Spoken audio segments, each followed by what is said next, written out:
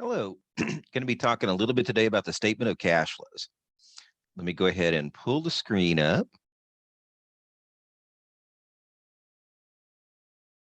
Now, I've got a Excel document here that really kind of summarizes the statement of cash flows, and then we're going to work a couple of examples at the end. The statement of cash flows, some feel, is the most important financial statement. It examines basically, it covers a period of time, such as a month or a year, and it examines basically where a company's cash is going to, where it's coming from. Of course, one thing I'll say is that cash is really the lifeblood of a business. And that is, if a company runs out of cash, they are out of business.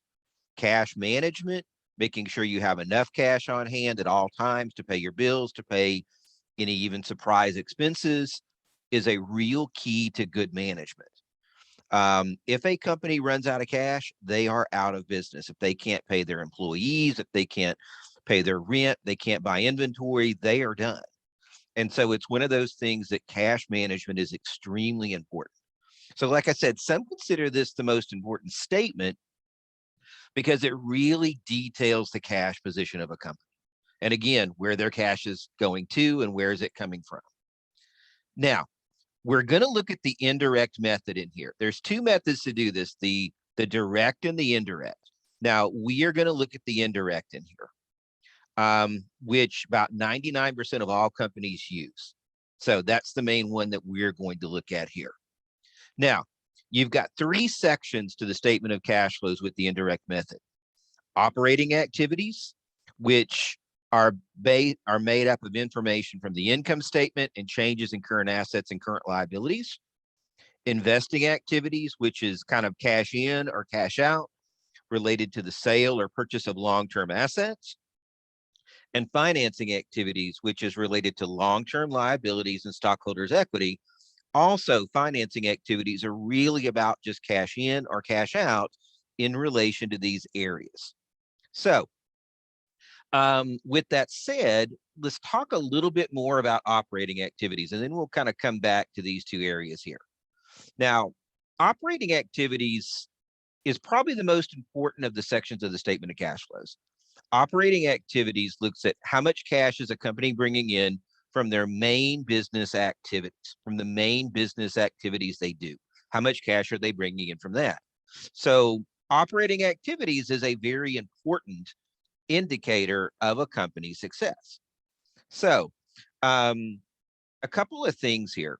There is kind of a set formula that we'll go over in just a second in relation to the state, in relation to operating activities.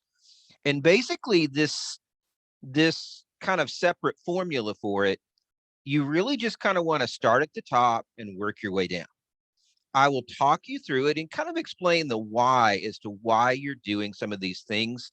But one thing to remember is you could just start at the top and work your way down through all of this in order to calculate cash flows from operating activities. Now, one thing I will mention up front is that it starts with net income. So you want to start this section off with net income. And then after that, you're going to do certain adjustments to net income based on if these are present in the income statement. Now, a couple of things here, and that is when you're doing the statement of cash flows, you're really looking at activity from the income statement and the balance sheet and what is the cash effect of those. So everything on this statement that you're looking at is how does it affect cash? And that's the way it's going to be treated on the statement. Is it cash in? Is it cash out? Is it an addition to cash or a reduction to cash? So everything is looked at in perspective of how does it affect cash? Another thing to think about here is with the operating activities section, in essence, what you're doing with this section is you're going to reconcile net income to cash. So based on our earnings, how much cash should we bring in as an organization? And so that's the big thing you're doing here. So that is why it starts with net income, because this part is basically a reconciliation of net income to cash. So we start with net income. We're going to add in adjustments to net income. We're going to add in any depreciation or amortization expense. Now, depreciation you will see often, amortization you will not see very often. Depreciation, you remember back in financial accounting, is whenever you expense off an asset that you're using in the ordinary course of your business. Well, depreciation and amortization, we're basically adding them back because they reduce net income, but they're basically non-cash expenses. Think about it this way. If we buy an asset as a company, then that would go in investing activities as an asset purchase. And so we're going to reverse out. That would be the only thing we're looking at is what is the cash effect? So the cash effect would be when it was initially purchased. And depreciation would be purely an accounting expense. It would not be related to cash. The cash would have already been spent. And so we're going to back out the effect of depreciation and amortization from net income. Then we're going to add losses on the sale of assets and deduct gains on the sales of assets. Now, these two right here are accounting gains and accounting losses. And in accounting, what you do is if you've got, let's say you've got an old delivery truck on your books for $5,000 and you sell it for $7,000, you're going to recognize a gain of $2,000 on that. If you've got an old delivery truck on your books for $5,000 and you sell it for $3,000, you're going to recognize a loss for $2,000 on that. So we're reversing out the effect of accounting gains and losses because on the statement of cash flows, if you sell an asset, all you're interested in is how much cash did you get for it. And that would show in investing activities, which we'll discuss a little bit more in just a moment. So this is basically us reversing out things on the income statement that should be reversed out of net income in order to reconcile it to cash. Now, the last step you would do relates to current assets and current liabilities. Now, if you remember, current assets are any asset that's going to be used up or turned into cash within a year. And a current liability is any liability or outside debt that's going to be turned into cash or used up within a year. So basically in this case, if you now remember that the statement of cash flows covers a period of time, typically a month or a year. So if during this period of time, you have an increase in current assets, then you would deduct the amount of that increase in this part of the statement of cash flows in the operating activity section. If you have a decrease in current assets over the period, you would add that. Now, an example to this would be accounts receivable. Some very common current assets you're going to see are accounts receivable, inventory, office supplies. Those are typical current assets you're going to see. So let's use accounts receivable. If our accounts receivable goes up during the period, and remember what accounts receivable is, it's kind of a company giving a short-term credit arrangement to their customers. The customer gets the product, the customer then will pay you 30, 60 days later. So basically, if you have an increase in accounts receivable, if that balance is going up over the period, that means you're collecting less cash from your customers. So you would deduct the amount of the increase over the period. If your accounts receivable is decreased over the period, then you would add the amount of that decrease, because a decrease in accounts receivable means that you've received more cash from your customers over the period. Remember that everything on the statement of cash flows, we're looking at activity from the income statement and the balance sheet, but we're looking at it, what is the effect on cash of that activity? So everything is based on what is the effect on cash. Now, when it comes to current liabilities here, remember that a current liability is any short-term debt that's going to be paid off in less than a year. Your most common current liabilities that you're going to see are accounts payable, which is whenever you give short-term credit to your customers, whenever your customers give you short-term credit. So you go buy office supplies at Staples, you put it on your Staples charge, you pay it off next month. That is accounts payable. Other typical current liabilities you're going to see would be like interest payable, salaries payable. Those are some typical ones you're going to see. So an increase to current liabilities, such as accounts payable. Let's do accounts payable. An increase to accounts payable, you would add that amount of increase in your statement of cash flows. Because think about it this way, accounts payable is you paying off who you owe money to. If that is increasing, you're paying out less cash to the people you owe money to. If you have a decrease in accounts payable over the period, you would deduct it. Because if the accounts payable balance is going down, that means you're paying out more cash to the people that you owe money to. And so it's something that, again, everything on this statement, you're looking at from the perspective of how does it affect cash? And you're looking at things from the income statement, all parts of the income statement and the balance sheet. How does what's showing on there affect cash? That's what you're looking at. So this go back and we'll talk a little bit more. Let's work an example of it, and then we'll go back and talk a little bit more. We're a couple of examples. So what we've got here, you'll notice, is we have an increase in accounts receivable, net income of 15,000, depreciation expense of 7, gain on sale of assets of 3, and an increase in accounts payable of 2. So how would we figure the operating activities section based on this information? We would really go over here and basically, like I was saying earlier, just start at the top and work your way down. So it starts with net income. So you notice net income is $15,000 right here. And then the next thing we'd go is, okay, is there any depreciation expense? So we'd go over here and there's depreciation expense of 7. So notice that we've got depreciation expense and we're adding it. So that's going to be 7,000 added. Now, no, there's no amortization expense. There's no loss on the sale of assets. So we would look now, is there any gains on sales of assets? And basically there is a gain on sale of assets here of $3,000. Now, notice over here, it says deduct gains on sales of assets. So notice we've got gain on sale of assets and we're showing that as a negative number. When it comes to the statement of cash flows, anything that's a deduction or cash out is shown as a negative number. So it's going to be shown in brackets or as a negative number, basically. Anything that's cash in or in addition to cash is going to show as a positive number, which is what you saw with net income and with depreciation expense here.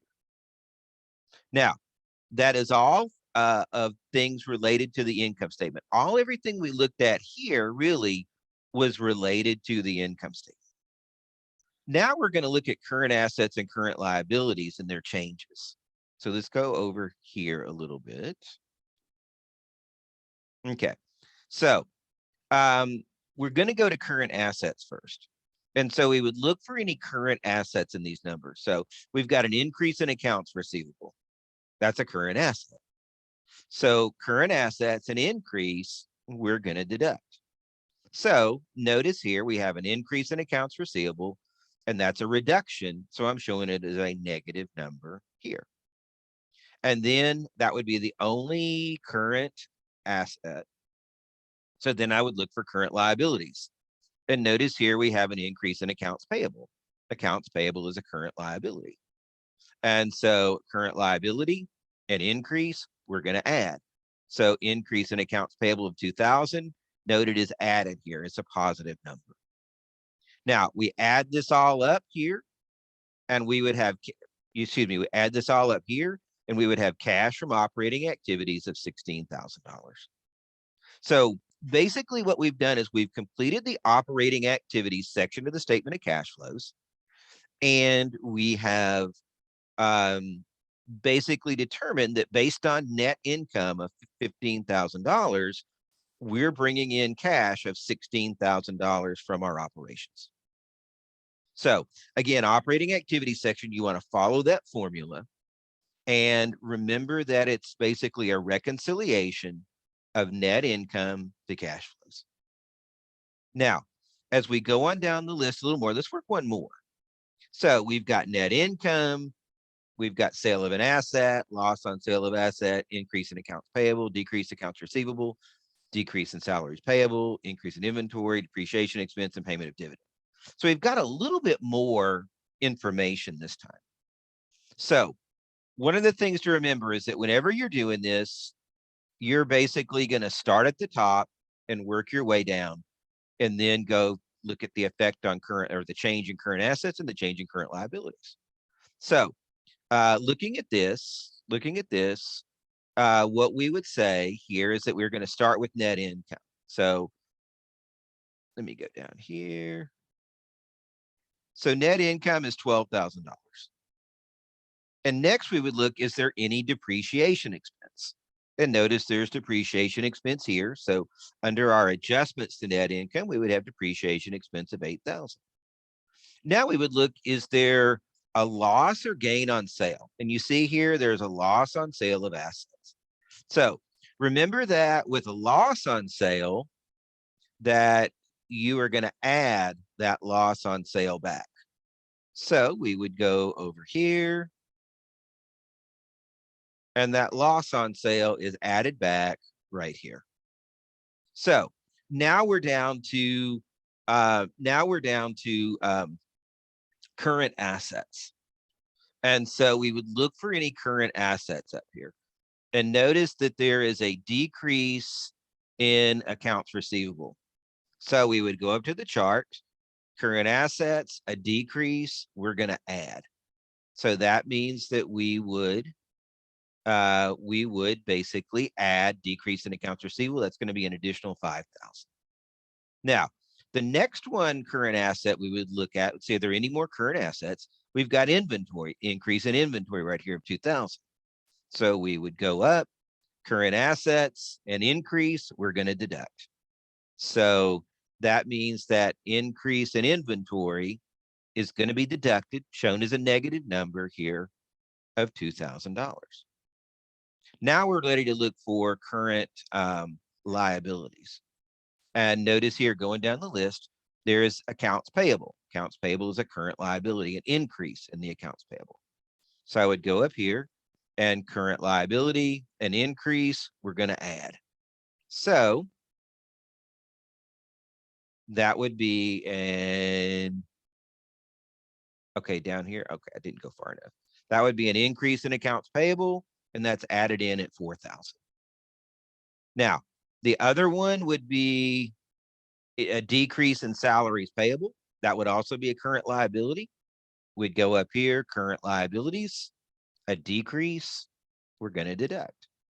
And so we'd come down here and basically have a decrease in salaries payable of $1,000. Now we add all of this up, and we've got cash from operating activities of $28,000. So in this example here, based on our net income of $12,000, we were able to generate $28,000 in cash for the company. So again, operating activities, you want to follow that formula kind of right, is just one step after the other. And basically it is a reconciliation of net income to cash flows. Okay. Now let's go back and look at the other two a little bit more here, and then we'll work a problem related to those. So again, we've got investing activities, which is about cash in or cash out related to the sale or purchase of long-term assets. So what this means, basically, think about it this way. A long-term asset is any asset that the company is going to keep longer than a year. So long-term assets, some typical ones would be equipment, land, buildings, trucks, typically larger dollar value assets that the company is going to keep long-term. So here's kind of a way to think about it. It's all about cash in and cash out. If we buy a long-term asset, like if we purchase land, that's going to be cash out. If we sell a building, that's going to be cash in. So again, all of these transactions here in investing activities, they're all really about cash in and cash out. Now, for financing activities here, this would be about long-term liabilities and stockholders' equity, and it's also going to be basically about cash in and cash out. And so think of it this way. A long-term liabilities, typically you're going to see that as bonds payable. So kind of think about it this way. And bonds payable are a way that a company sells debt to bring in cash. So kind of think about it in terms of this way. If a company issues bonds, they're going to bring in cash. They're basically selling debt for cash. If a company pays off bonds, then that's going to be cash out because they're paying off debt. Now, in relation to stockholders' equity here, the typical transactions you're going to see here, one would be you're going to issue stock. And when companies issue stock, they sell ownership in the company for cash. So that's going to be cash coming in. Company issues stock, they're selling ownership. Individuals, other companies buy it. The company receives cash. So that's going to be cash in. Companies also pay dividends. That would belong here. The payment of a dividend would basically be cash out because dividends are whenever a company shares some of their profits with their stockholders. So dividends would be cash out. And also here related to this, typically sometimes you'll see treasury stock in there too. And treasury stock is whenever a company buys back their own stock. And so this would be cash out because a company is paying out cash to buy back some of their stock that's out in the marketplace. So treasury stock would be cash out as well. Now, these are the three main sections: operating activities, investing activities, and financing activities. Now, operating activities you'll find tends to be positive. Most companies are able to generate positive cash flows from their business activities. If not, then typically they don't stay in business very long. Investing activities tends to be negative because most companies spend more on investing in assets for their business than they receive from selling old assets. Usually that's what happens. So it's usually negative, but it's not a bad negative or cash outflow because they're investing in the company as long as they've got the cash. And financing activities, it could go either way. A lot of it depends on what a company is doing. If a company is issuing bonds or issuing stock, it's probably going to be positive. If a company is paying off debt or buying back lots of stock, paying a lot of dividends, it's probably going to be negative. Really, financing can kind of go either way. So operating tends to be positive, investing tends to be negative, financing can go either way.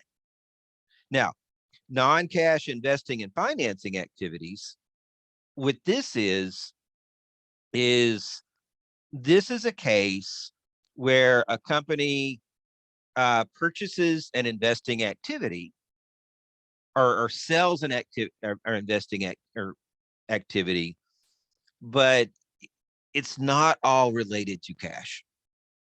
So what I mean by this, it's typically related to purchases. You'll see this typically related to purchases. Can happen with sales, but that's not the norm for the most part. But think about it this way. What if a company were to purchase a building and they pay 20% down in cash and they finance the rest? The 20% that they put down in cash would be shown here as an investing activity, as cash out. And then the other would be listed as a non-cash investing and financing activity. So non-cash investing and financing activity, anytime a company, it relates to investing activities, it relates to the purchase of long-term assets, and it's anytime only part or no cash is exchanged for a long-term asset. Now, non-cash investing and financing activities are not one of the three main parts of the statement, but they are reflected in the notes to the statement. And another example would be, what if a company buys a building and they trade their stock for it? No cash is involved. Then basically in that case, there would be no cash, so nothing would show in investing activities, but it would be listed as a non-cash investing and financing activities because a building was purchased, a long-term asset was purchased, but no cash was involved. So non-cash investing and financing activities, anytime you have a long-term asset purchased by the company, but either some of it's not cash or all of it's not cash, that non-cash portion would be listed here in the notes to the financial statements as a non-cash investing and financing activity. Now, there's three major hints I want to give you here, and that are very helpful with the statement of cash flows. And first is the change in the cash account is your check figure.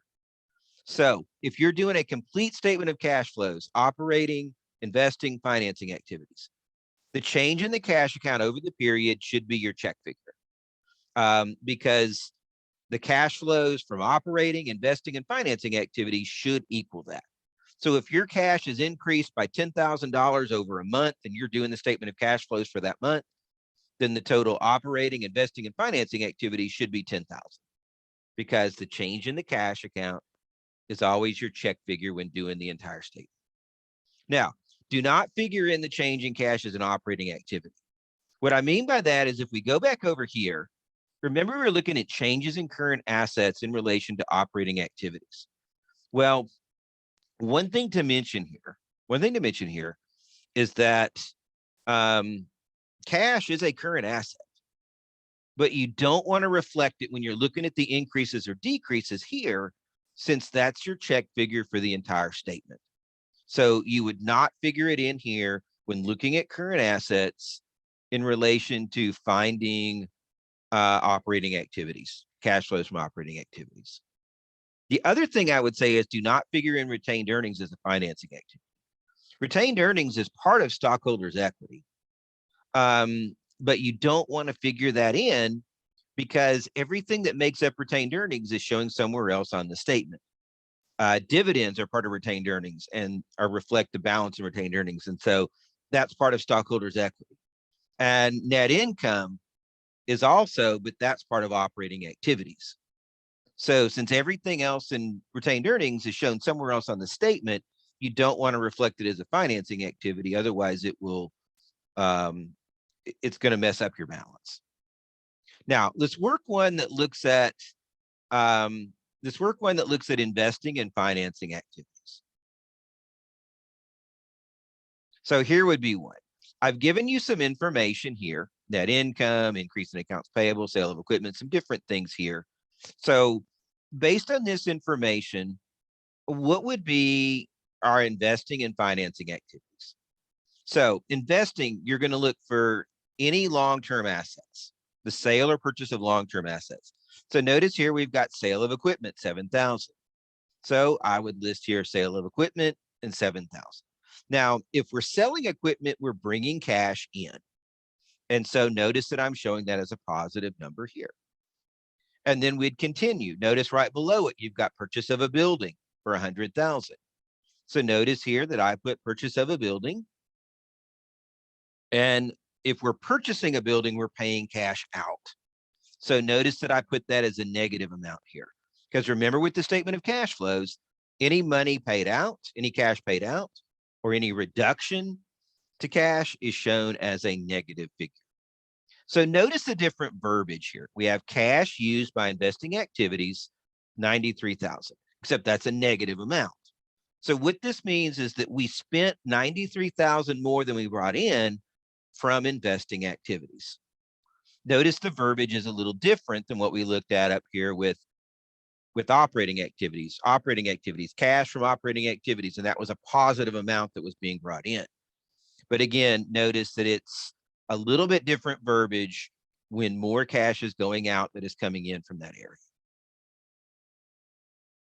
And financing activities, first we'd look for long-term liabilities. So looking at this list, there's no long-term liabilities here. Typically, like I said, you're going to see bonds payable when it comes to long-term liabilities. That's what you're typically going to see. And so we'd go to stockholders' equity next. And notice we have issuance of stock, 90,000.